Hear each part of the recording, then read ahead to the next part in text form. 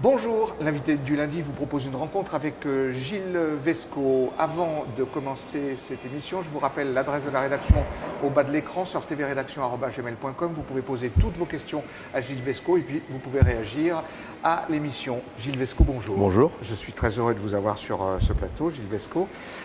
C'est la première fois que vous venez sur le plateau de Surf TV. J'aimerais que vous nous expliquiez votre itinéraire en politique, c'est-à-dire comment est-ce que vous êtes rentré en politique? Dans quelle formation vous étiez? Quelle est votre école de pensée? Et puis ensuite, on viendra à la situation d'aujourd'hui. Beaucoup de grands mots, c'est très prosaïque. La politique, pour moi, c'est un engagement, mais qui vient après d'autres engagements. Un engagement plus généraliste, notamment après des mouvements de jeunesse beaucoup plus jeunes. Ensuite, Médecins sans frontières, où j'ai débuté ma carrière à la fois au siège de Paris où je m'occupais de la collecte de fonds et sur le terrain en Afrique. Puis j'ai fait aussi du cabinet conseil en management des hommes.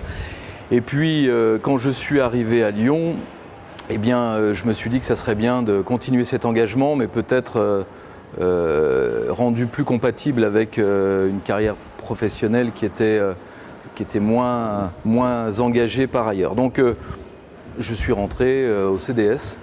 Le Centre des démocrates sociaux, il y a 25 ans, un quart de siècle, c'est un beau bail.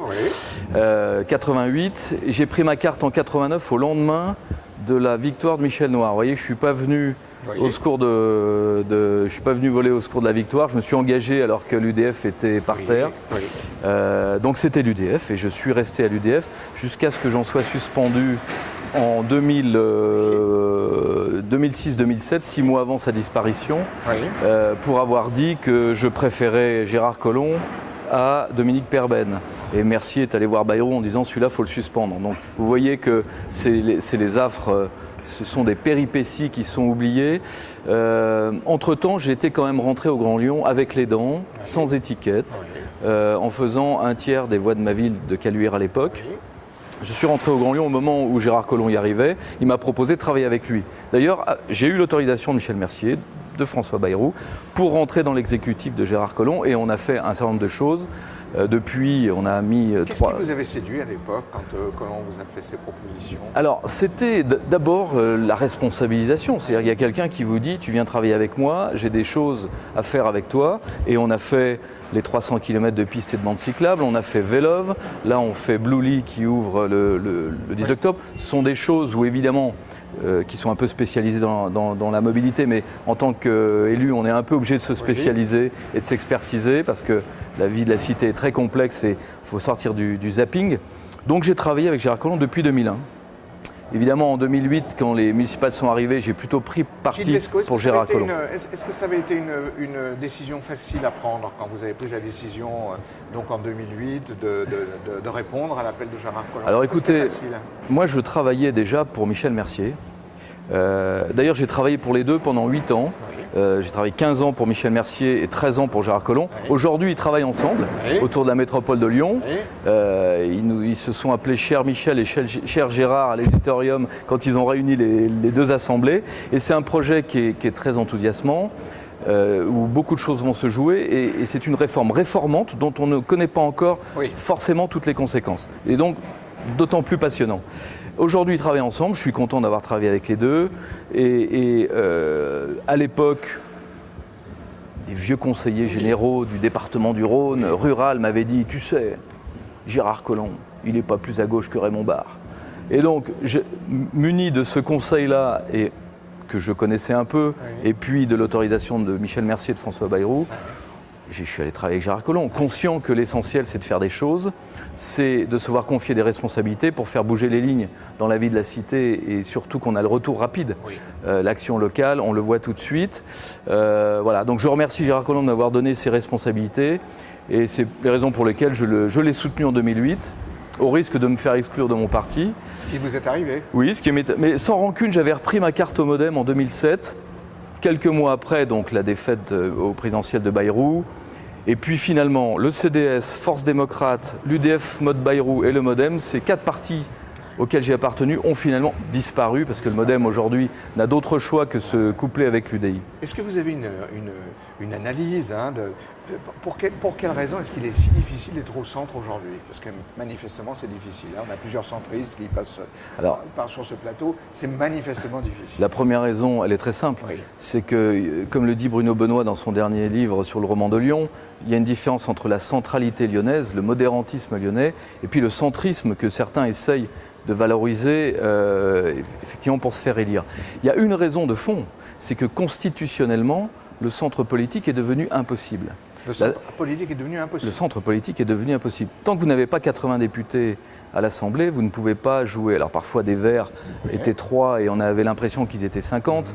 Mais si vous voulez, la Ve République qui donne le pouvoir exécutif fort dans les 10 doigts d'un président à tous les étages de la République, on est dans le souverainisme présidentiel, pouvoir exécutif fort qui a été fait dans les conditions que vous savez, par De Gaulle, pour De Gaulle, dans des conditions de sortie de guerre civile et de crise algérienne. Aujourd'hui, ce régime a été renforcé. On a accru cette bipolarisation, cette binarisation, le bipartisanisme finalement qui en résulte. Vous voyez bien, quand on a inversé le calendrier, quand on a créé les 5 ans du régime présidentiel qui se superpose avec la législature, quand on a inversé le calendrier, quand on a fait les législatives après les présidentielles, tout ça se traduit par, on attend tous, à tous les étages de la République, la décision d'un seul. Donc moi je reste un démocrate, je suis un vieux démocrate social, aujourd'hui un éco-démocrate social, mais la chose qui compte, c'est de dire qu'on est toujours plus intelligent à plusieurs et qu'on doit participer à la décision, et je m'efforce, parfois en forçant la porte, et le système et la gouvernance, de demander une voix au chapitre de la décision, quitte à l'inciter, quitte à la suggérer, et ensuite à l'appliquer. Mais je crois que c'est ça, aujourd'hui, démocratiser la République. Aujourd'hui, Gilles Vesco, est-ce que vous êtes inscrit à un parti? Je ne suis pas inscrit à un parti, je suis apparenté PS, puisque je siège à la ville de Lyon et au Grand Lyon dans les groupes PS et apparentés. J'ai pris une année ma carte PS pour soutenir cette expérience formidable qui a été les primaires. Et je me suis dit que le parti qui arrive à faire ça, les primaires au présidentiel, qui aujourd'hui vont s'imposer à tous les autres partis, on l'a déjà vu, eh bien c'est le vrai parti démocrate en France. Et ensuite pour soutenir François Hollande contre un président qui, pour moi, représentait un risque pour les libertés en France et peut-être était à l'antithèse de mon idéal démocrate. Je ne dis pas que François Hollande l'y est, mais en tout cas, ça a été quelqu'un qui est arrivé à un moment où il a pu rassurer les Français sur la question que je dis, qui est la maladie de la Ve République, qui est le pouvoir absolu qui se concentre, qui se dérobe à mesure qu'il se concentre par ailleurs, puisque c'est la règle, et en tout cas dont la pente naturelle est effectivement de se renforcer sans cesse. Alors, est-ce que vous n'êtes pas un précurseur? Parce que, bon, on croit savoir, en tout cas nous on reçoit beaucoup de mails, donc il doit y avoir des mouvements dans ce sens. On pense que Gérard Collomb va faire appel un peu à la société civile. Est-ce que vous n'êtes pas un précurseur, vous? Parce que vous nous dites, moi je suis inscrit nulle part. Est-ce que vous n'êtes pas un précurseur de ce qui risque d'arriver sur les listes, quoi?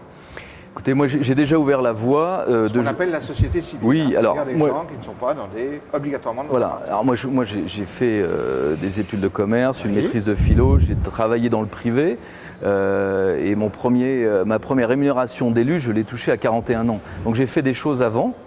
Et aujourd'hui, j'ai été adhérent à un parti. Je pense qu'il le faut et ça m'aide tous les jours. C'est pour faire Vélop, pour faire Bluely, j'ai travaillé dans les métiers de service. On prend le point de vue de l'usager, on se pose les vraies questions. Et voilà, je sais que ça aide en tout cas d'avoir. Et puis on travaille avec des structures privées. Quand vous travaillez avec JC Decaux, quand vous travaillez avec Bolloré, qui sont les deux fleurons de l'économie française, eh bien c'est aussi une culture qu'on peut retrouver et qui sert en tout cas dans les comités de pilotage et les négociations.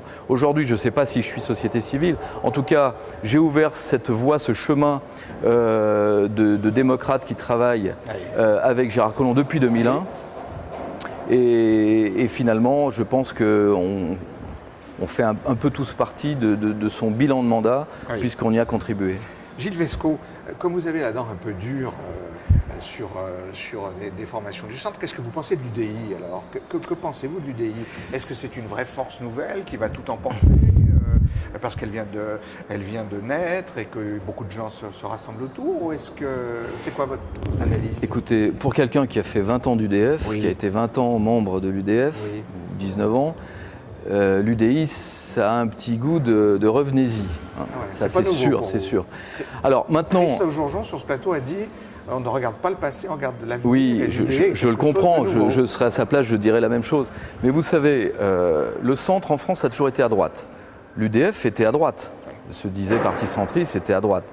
L'UDF a toujours joué avec le RPR pour avoir des candidats. Comment croyez-vous que les conseillers généraux lyonnais, Jean Flachier, Fulchiron et autres se faisaient élire à l'époque? C'était UDF-RPR.